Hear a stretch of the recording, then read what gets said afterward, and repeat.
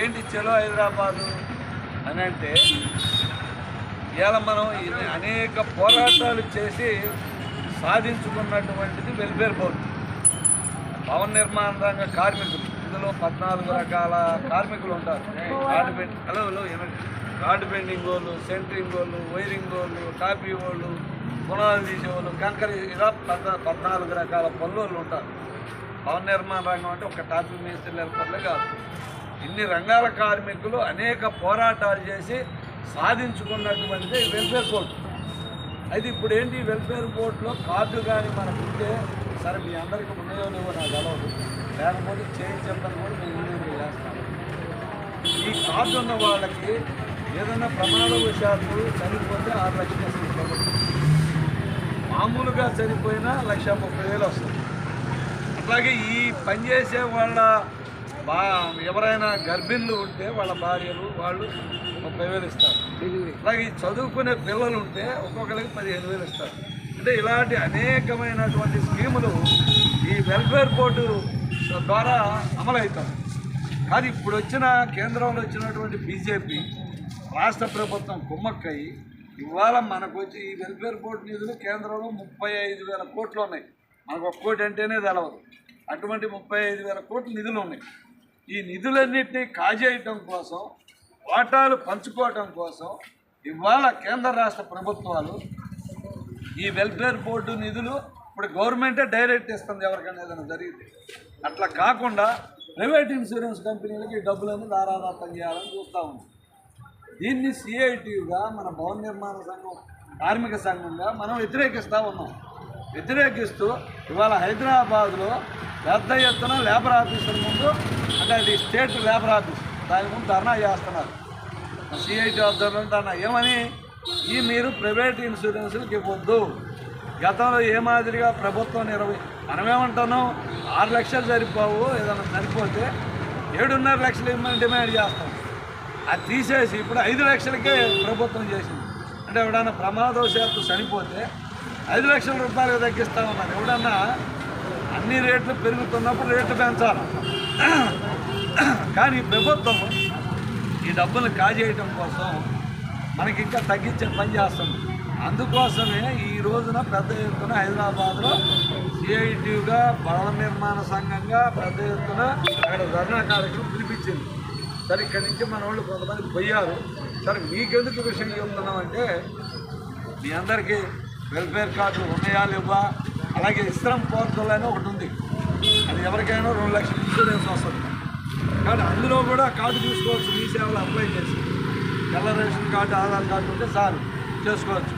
కానీ మీరు ఏంటంటే మనకి యూనియన్ అనేది కరెక్ట్గా లేదు. ఇప్పుడు పెయింటర్లకు యూనియన్ ఉంది, పర్ఫెక్ట్గా నడుస్తుంది. రాడ్ బెండర్లకు ఉంది, ఎలక్ట్రీషియన్లకు ఉంది. ఈ టాపీ మేస్త్రులకు అనేది ఒక యూనియన్ ఉంది, కొంతమంది ఇండిపెండెంట్గా ఉన్నారు.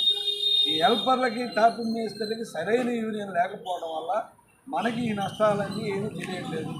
రెండో, నేను ఇప్పుడు ఇక్కడికి వచ్చిన తర్వాత మన సోదరులు చాలామంది చెప్తారు, ఏమండి మీరు వెల్ఫేర్ బోర్డు అంటారు, నిధులు బాగా అసలు నాకు పనే లేదండి అని చెప్తున్నారు. ఎందుకు లేదు పని అంటే, ఇసుక లేదు. మరి ఇసుక లేదని ఎంఆర్ఓ దగ్గరికి పోతే ఏం చెప్పాడు, మీరు ఎస్టీ ఏరియాలో పని లేదా మీకు అని చెప్పి ఇక్కడ ఉన్నదంతా పనిచేసే వాళ్ళు సగం మంది ఎస్టీ లేరా, ఇచ్చిందేవరు. ఆ ఛత్తీస్గఢ్ నుంచి వచ్చిన వాళ్ళంతా వాళ్ళేగా, మన వాళ్ళు కూడా చాలామంది ఉన్నారుగా ఇక్కడే. మరి ఆ ఎంఆర్ఓ గారు ఆయన ఎస్టీ ఇక్కడికి ఫోన్ చేయడానికి కాదు కదా. ఇప్పుడు ఎస్టీయా నాన్ ఎస్టీ అని ఒక అధికారి మీరు పోయి అడిగితే అంటాం అనేది కరెక్ట్ కాదు. లేదయ్యా బాగా గోదావరి వస్తుంది, ఇసుక లేదు, తీయటానికి అవకాశం లేదు, కాబట్టి గోదావరి తగ్గిన తర్వాత మేము ఇసుక తీస్తాము, అప్పుడు మేము మీకు ఏర్పాటు చేస్తామంటే అదొక మాట. అట్లా కాకుండా ఈ విధంగా చెప్పడం అనేది కరెక్ట్ కాదు. సరే మేము వచ్చిన సందర్భంలో ఇసుక సమస్య కూడా చెప్పారు కాబట్టి మీరందరూ ఒకరోజు టాపీ మేస్త్రీలు కావచ్చు, పెయింటర్లు కావచ్చు, ఎలక్ట్రీషియన్లు కావచ్చు, అందరూ కలిసి ఐక్యంగా ఒకరోజు నిర్ణయం చేసుకోండి. భద్రాచలం టౌన్లో పెద్ద ర్యాలీ చేసి ఒక బ్యానర్ మేమే రాపిస్తాం, ఇబ్బంది ఏమి. ఇక ఎందుకంటే పనులు కూడా లేవు, డబ్బులు కూడా లేవు అన్నాం కాబట్టి బ్యానర్ మేమే పెడతాం. ఏ జెండాలు పెట్టదు, ఇందులో రకరకాల వాళ్ళు ఉన్నారు. మళ్ళీ మేము సిఐటి యూనియన్ పెట్టిన కాయించి మీరు సిఐటియా, అది వేరే యూనియను, మా టీఆర్ఎస్ యూనియను, లేదా మా కాంగ్రెస్ యూనియన్, రకరకాల అభిప్రాయాలు అది. అందుకని ఏ జెండాలు పెట్టవు. ఇక బ్యానర్ పాడదాం, భవన నిర్మాణ కార్మికులు భద్రాచలం అని పెట్టేసి దాని ఆధ్వర్యంలో పెద్ద ర్యాలీ చేసి ఆర్డీఓ ఆఫీస్ని ధర్నా చేసి ఆర్డీఓ గారికి దరఖాస్తు ఇద్దాం. ఎందుకంటే ఎంఆర్ఓ కంటే ఆర్డీఓ హెడ్, ఆయనకే ఇద్దాం. లేదా ఆయన కూడా కాదనుకుంటే పీఓ గారికి ఇద్దాం. ముందు ఆర్డీఓ గారికి ఇద్దాం, ఆల్రెడీ ఎంఆర్ఓని మీరు కలిశారు కాబట్టి. ఆ తర్వాత కాకపోతే పీఓ గారిని కూడా కలుద్దాం, ఆయన పై ఆఫీసర్ ఆయన కూడా కాకపోతే అవసరమై కొత్తగూడెం పోయి కలెక్టర్ గారిని కలుద్దాం. మరి దీనికి మీరందరూ సిద్ధమేనా? మరి కార్డులు మేము అడిగితే ఉన్నాయండి మాకు అంటున్నారు.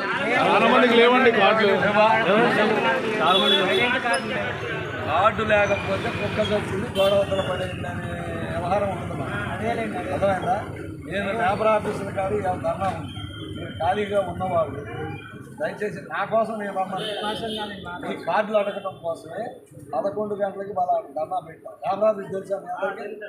గ్రౌండ్ ఎదురుగా తెలుసుగా, మెయిన్ షాప్ ఉంటుంది పైన, మోహన్ రావు గారి సిమెంట్ కొట్టి అవతల ఆ బిల్డింగ్ పైన. మీరు 10:30-11 అందరూ అక్కడికి రండి, నా నెంబర్ ఇస్తారు. నేను వచ్చాక నాకు ఫోన్ చేయండి.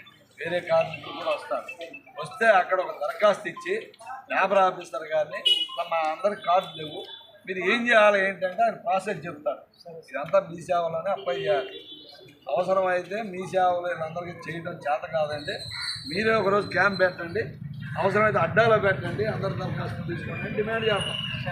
మీరు మరి పని ఉన్నోళ్ళు వెళ్ళండి, నేనేం పని మానుకొని రమ్మంటా. పని లేని వాళ్ళందరూ కూడా 10:30 కల్లా లేబర్ ఆఫీస్ దగ్గరికి రండి. ఓకేనా? అందరు సిద్ధమేనా? దీనిలో రాజకీయాలు ఏమి లేవు. మీరు కార్మికులు, నేను యూనియన్ లీడర్లు, నేను సిఐటి. నేను తెలుసా మీ అందరికీ? నా పేరు నరసారెడ్డి.